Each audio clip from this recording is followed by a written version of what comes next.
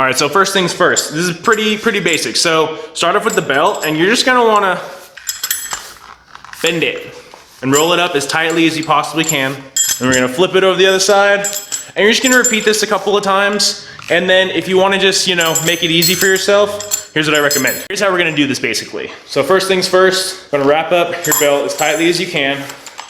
And then I recommend something a little bit longer than a wrist wrap, like a knee wrap. Wrap it over the top, and then just wrap it like you would your knees, where you're just trying to get the tightest wrap possible over and over again.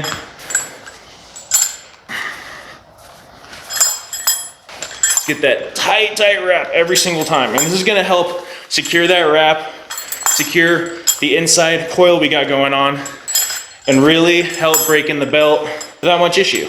And then once we get to the end, we're actually gonna just wrap it underneath. And there we go. So by using those knee wraps, I can really, crank it down, get it as tight as possible.